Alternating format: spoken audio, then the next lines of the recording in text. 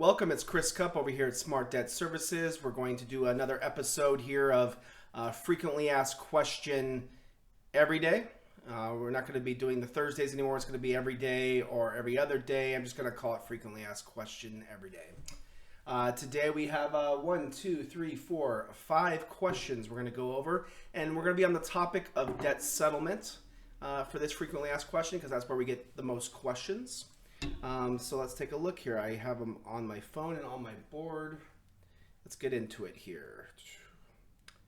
Okay, the first question we have is, can I keep a credit card open while enrolled in debt settlement for like emergencies or whatever it may be? So a lot of companies may tell you, yes, you can, but let's be real about it. The reality is you can leave anything out of a debt settlement program. Now, if you want to be set up for success when it comes to a debt settlement process, the strategy of debt settlement, you want to make sure that all your credit cards are in the actual program itself. Because what happens is these credit card companies, they do soft inquiries on your credit. You fall behind on a debt because that's part of the debt settlement process, right? You have to be in default to actually negotiate and gain that leverage with the credit card companies. So when credit card companies take a look at your credit and they see that a card is being paid and they're not getting paid, you're not going to get the best results. And if that card is the person that is getting paid, they're still going to do that soft inquiry to see how you're doing financially, and they're going to see that all your other debt is behind in the process of debt settlement using that strategy, and they're going to close that account anyway because you become a high risk. Because if everything else is behind, they're going to be behind in the near future. That's their thought process. So keeping a credit card out of the program when you decide to use the strategy of debt settlement isn't the wisest idea if you're looking to have the most success possible in that strategy. So I hope that answers your question there. The next question I have here is, it's the same one. Sorry, I have bad eyes. I need to get some glasses. I'm struggling just to keep up with my minimum payments, but debt settlement makes me nervous. What are my options? So with our 3-step process on our site, it's very simple and easy and smart. That's Smart Debt Services.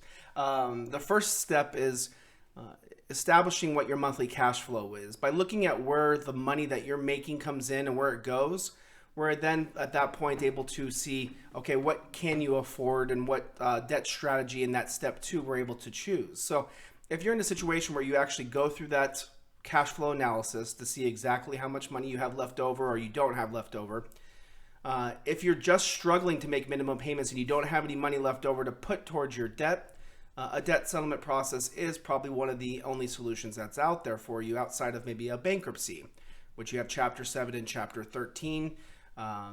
If we get to that point, we can go over those, the differences in Chapter 7 and Chapter 13 also. But if you have additional funds that are left over, say it's $200, $300, $500, $700, depending on how much debt you have. Everyone's debt situation is different, of course.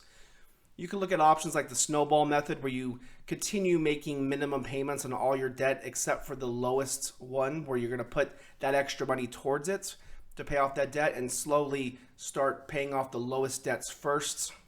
It's a process that does take time. Sometimes it could take 10 years, 15 years, but if you could stick onto whatever you could do consistently, that's the key when it comes to paying off debt. So when you talk about being nervous with debt settlement, it really comes down to, every option is going to have some type of nervous part to it, whether it's going to be sticking to your budget and putting that additional $200 towards your lowest debt.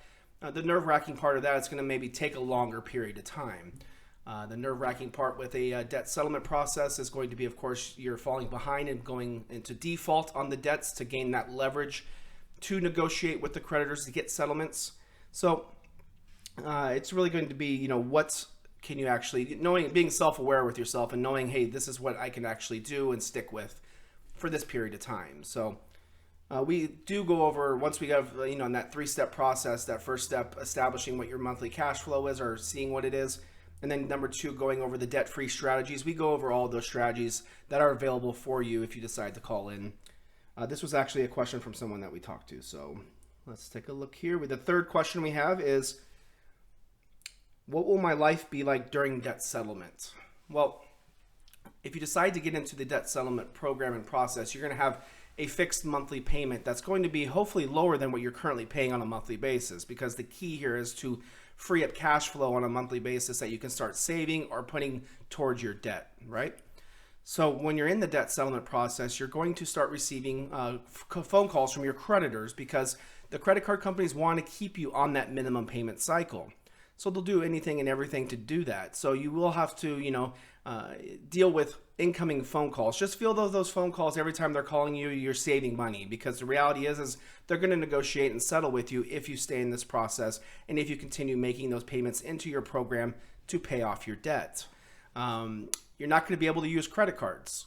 That could be a good thing, actually. What's going to do is going to give you the ability of living on your income, which when you're actually out of the debt within 3 or 4 years from now, it's going to establish very good habits to where you can actually maybe start using credit in the future as a tool instead of credit just to live on. Because a lot of people, that's what we talk to a lot of people that's all they do is they use credit cards for their groceries and their gas, and then they're just making minimum payments, and all of a sudden their debt keeps rising.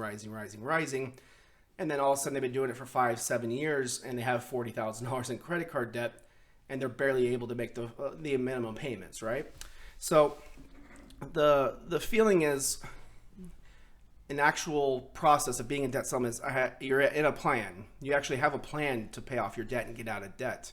So by making that program payment every single month, it's that one payment compared to 5, 6, 7, 8 payments towards your credit cards. Making that one payment every single month, you just count down the months, and we all know how fast time goes. So if it's a 3-year program, you're going to be in that process for 3 years, then you're completely out of debt. And that's compared to by making just minimum payments. Sometimes that could take 15, 20, 25, 30 years, depending on what your interest rates are and what you're able to afford towards your debt. So I think when you're in the debt settlement process with Smart Debt Services, we do hold your hand throughout the process. You have the ability to get on our texting platform where we text you tips and strategies to get through that process. You're going to be on our email platform, texting platform. You have the ability to contact us with any questions. So I think that just comes down to, of course, putting your foot in and, if your goal is to get out of debt and you can't afford more than your minimum payments, you have to look at an option like a debt settlement or maybe even a bankruptcy. So, yeah, there you go. How would my life be like during debt settlement? Pretty much you're living on your income now, and you're able to save money that way, put money aside. So let's take a look at the next question. Is debt settlement a normal process people use? Is it safe? Well, it's not going to hurt you physically. I don't know. I thought that was funny. Sorry. Is debt settlement a normal process people use? Yes. Hundreds of thousands of people have gone through the debt settlement program. Billions of dollars have been settled with credit card companies.